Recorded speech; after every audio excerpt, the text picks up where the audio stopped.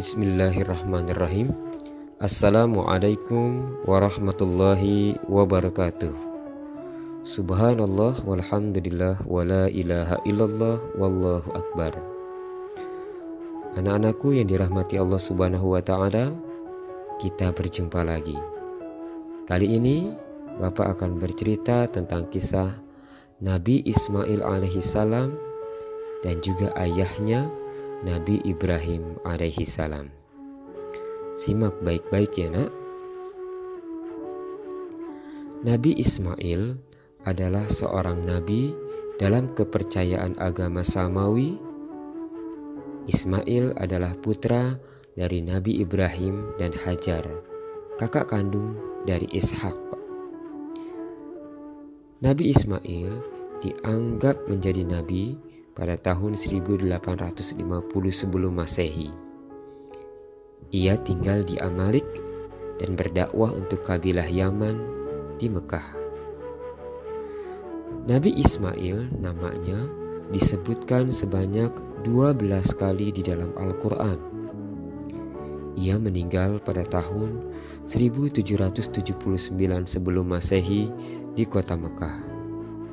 Secara tradisional, ia dianggap sebagai bapak bangsa Arab. Ismail berasal dari dua kata.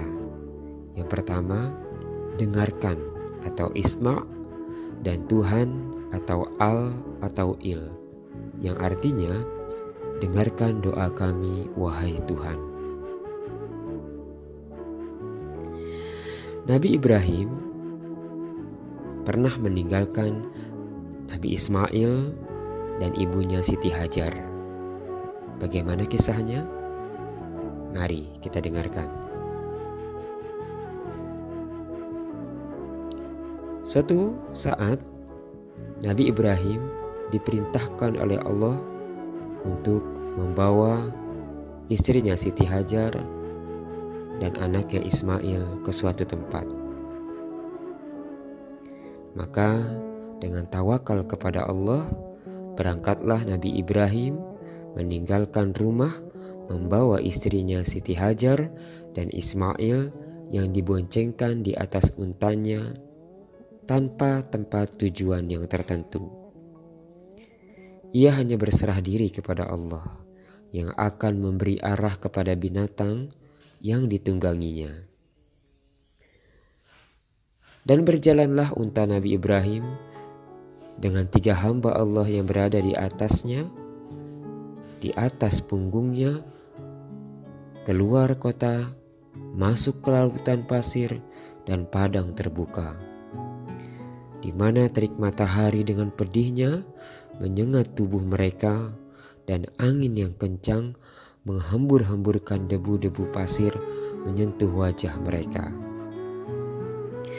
Setelah berminggu-minggu berada dalam perjalanan jauh yang melelahkan, tibalah Nabi Ibrahim bersama Ismail dan ibunya di Makkah,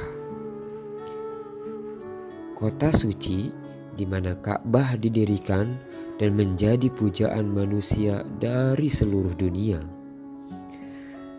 Di tempat di mana Masjidil Haram sekarang berada.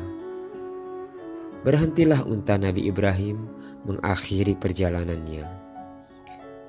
Disitulah ia meninggalkan Hajar bersama putranya dengan hanya dibekali dengan serantang bekal makanan dan minuman. Sedangkan keadaan sekitarnya tidak ada tumbuh-tumbuhan, tidak ada air mengalir, yang terlihat hanyalah batu dan pasir kering. Alangkah sedih dan cemasnya Hajar ketika akan ditinggalkan oleh Ibrahim seorang diri, bersama dengan anaknya yang masih kecil di tempat yang sunyi, senyap dari segala-galanya kecuali batu, gunung, dan pasir. Ia seraya merintih dan menangis, memegang kuat-kuat baju Nabi Ibrahim, memohon belas kasihnya. Janganlah ia ditinggalkan seorang diri di tempat yang kosong itu. Sungguh, di tempat itu tidak ada seorang manusia, tidak ada seekor binatang, tidak ada pohon, dan tidak terlihat pula air mengalir. Sedangkan dia masih menanggung beban mengasuh anak yang kecil yang masih menyusu. Nabi Ibrahim mendengar keluh kesah Siti Hajar, merasa tidak tega meninggalkannya. Dia tetap tidak tega meninggalkan Siti Hajar seorang diri di tempat itu bersama putranya yang sangat disayanginya. Akan tetapi ia sadar bahwa apa yang dilakukannya itu adalah kehendak Allah Subhanahu wa Ta'ala, yang tentu mengandung hikmah yang masih terselubung baginya. Ia sadar pula bahwa Allah akan melindungi Ismail dan ibunya dalam tempat pengasingan itu dari segala kesukaran dan penderitaan. Nabi Ibrahim berkata kepada Siti Hajar, "Bertakwalah kepada Allah yang telah menentukan kehendaknya. Percayalah kepada kekuasaannya dan rahmatnya. Dialah yang memerintahkan aku membawa kamu ke sini, dan dialah yang akan melindungimu dan menyertaimu di tempat yang sunyi ini.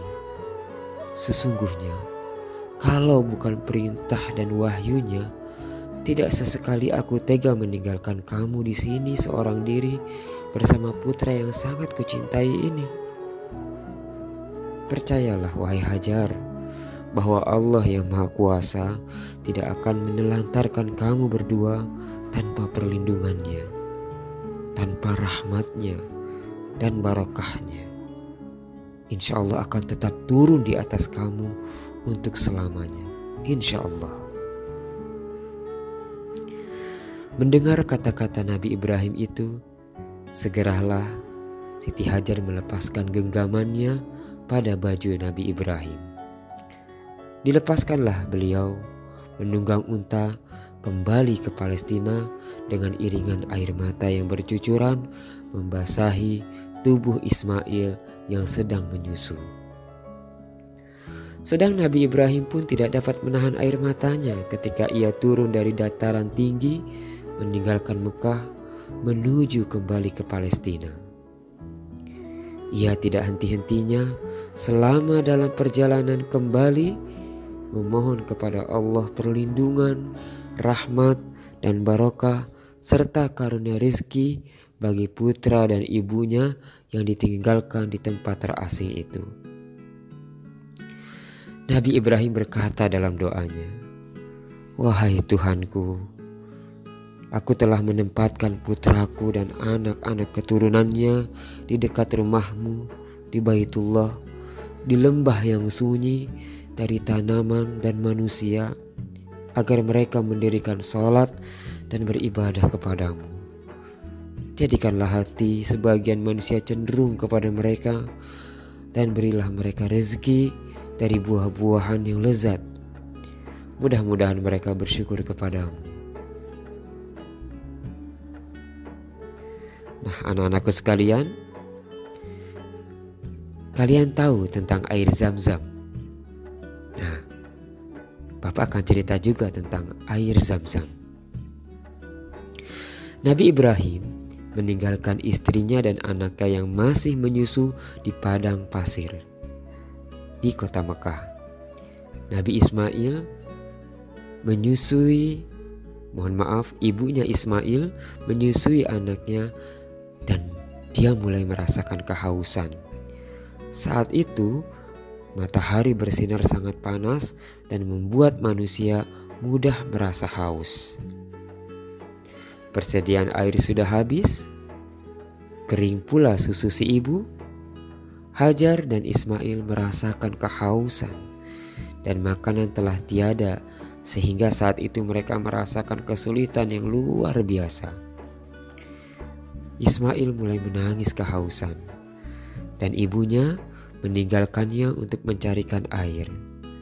Si ibu berjalan dengan cepat hingga sampai di suatu gunung yang bernama Safa. Ia menaikinya dan meletakkan kedua tangannya di atas keningnya untuk melindungi kedua matanya dari sengatan matahari.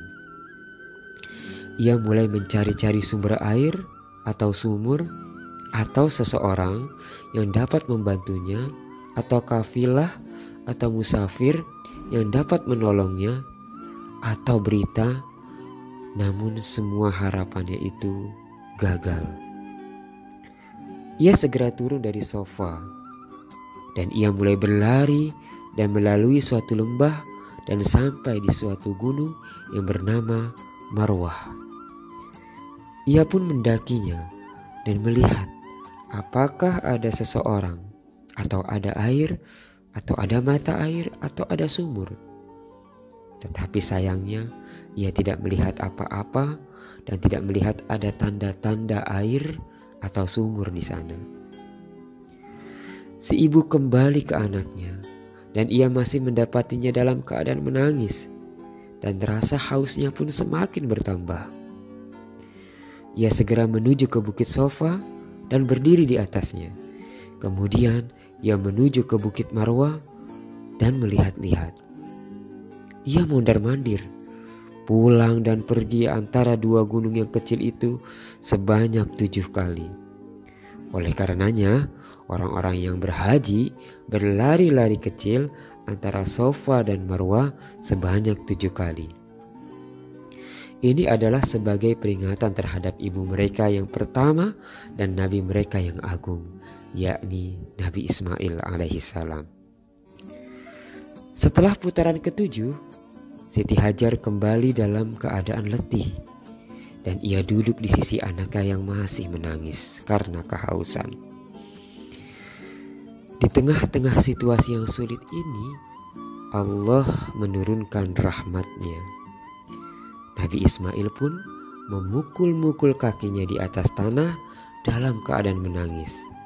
Lalu memancarlah di bawah kakinya sumur Zam-Zam, sehingga kehidupan si anak dan si ibu menjadi terselamatkan. Si ibu mengambil air dengan tangannya, kemudian dia membendung air yang mengalir tersebut sambil berkata, Zam-Zam, Zam-Zam. Kemudian air itu terkumpul. Si ibu merasa bersyukur kepada Allah Subhanahu wa Ta'ala. Ia pun meminum air itu beserta anaknya. Dan kehidupan tumbuh dan bersemi di kawasan itu.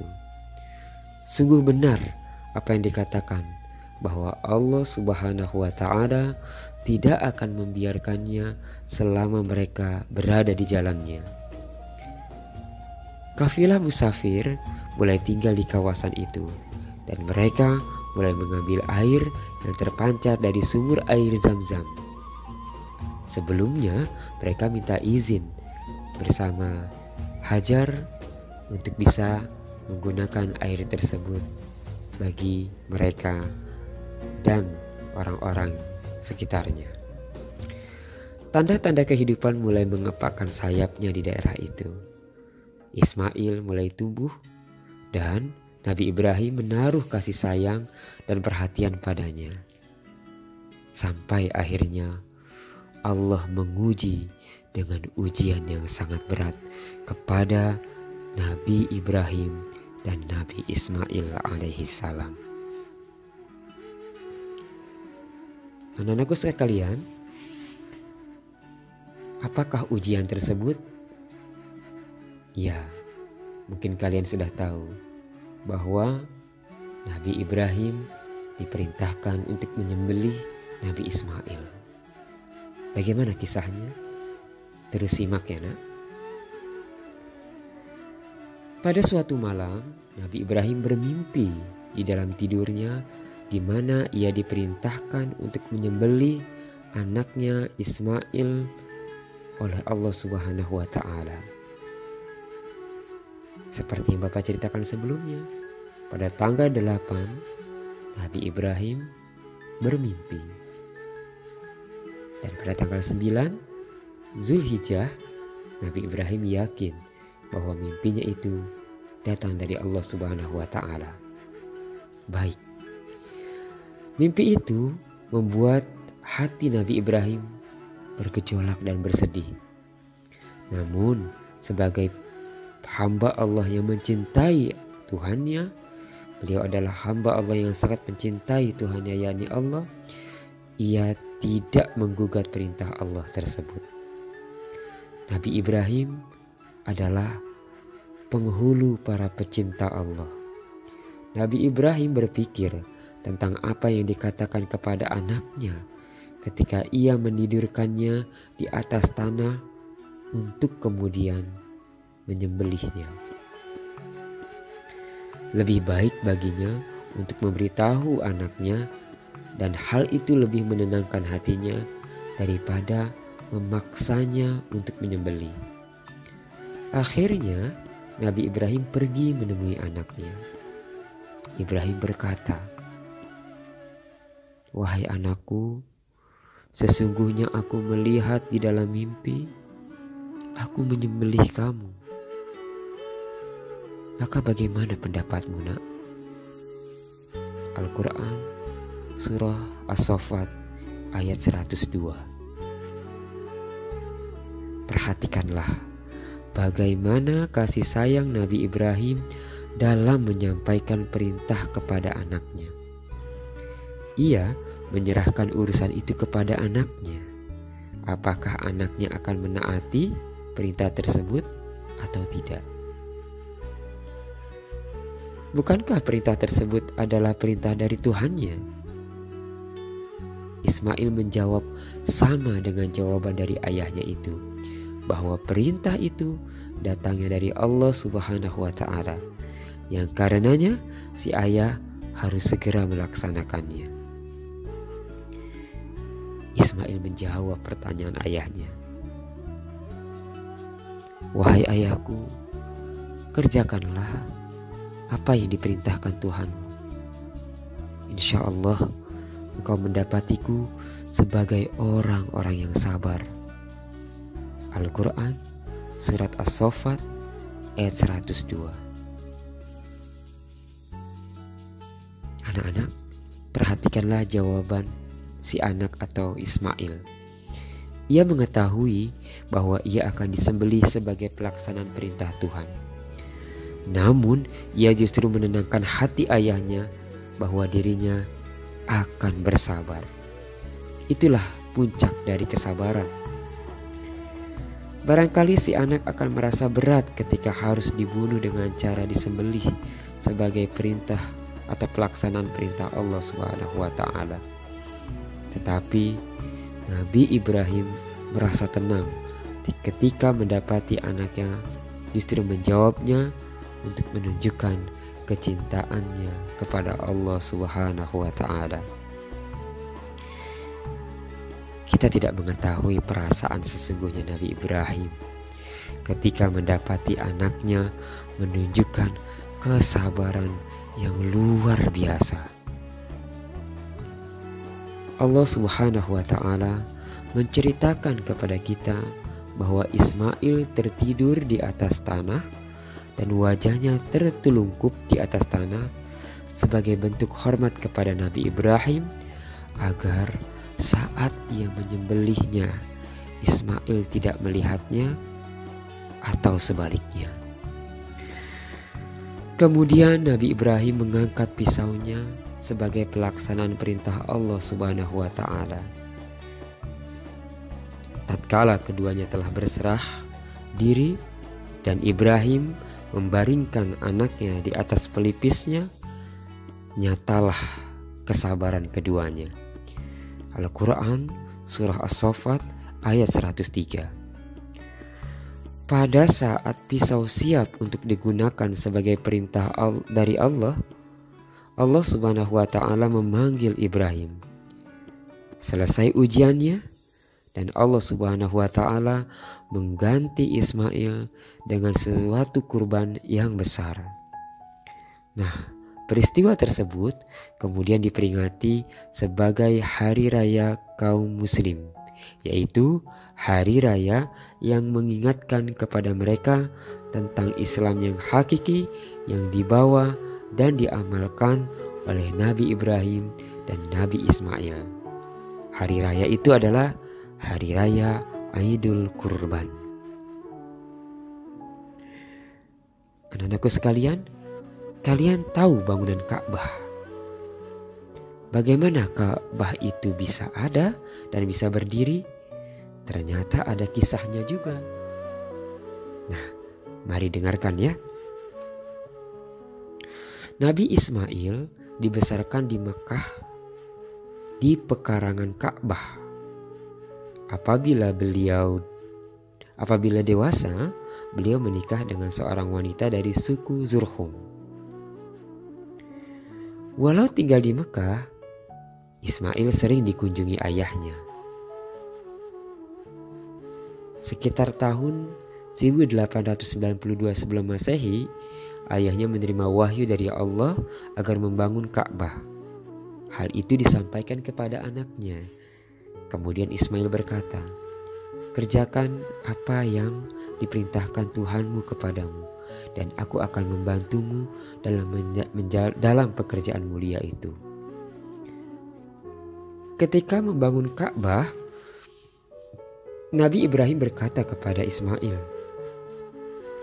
"Bawakan batu yang baik kepadaku untuk aku letakkan di satu sudut supaya ia menjadi tanda kepada manusia."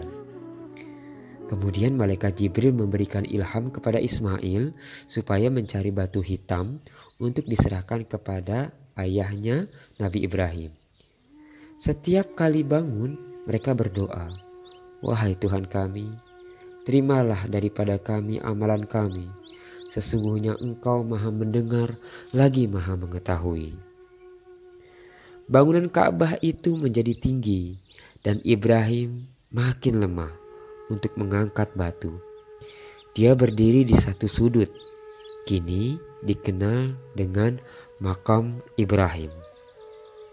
Suatu saat jikalau kalian pergi umrah atau haji, selain kalian akan melihat Ka'bah, kalian akan melihat Makam Ibrahim, tempat Nabi Ibrahim berdiri dan merenung.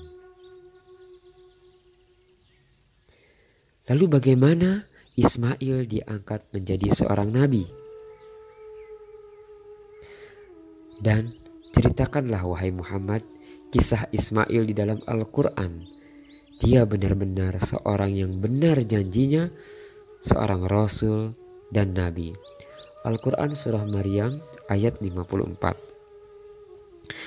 Sekian lama Ismail mendampingi ayahnya berdakwah, ia pun diangkat menjadi seorang nabi dan rasul. Ismail sangat pantas diangkat menjadi seorang nabi karena memiliki akhlak yang mulia.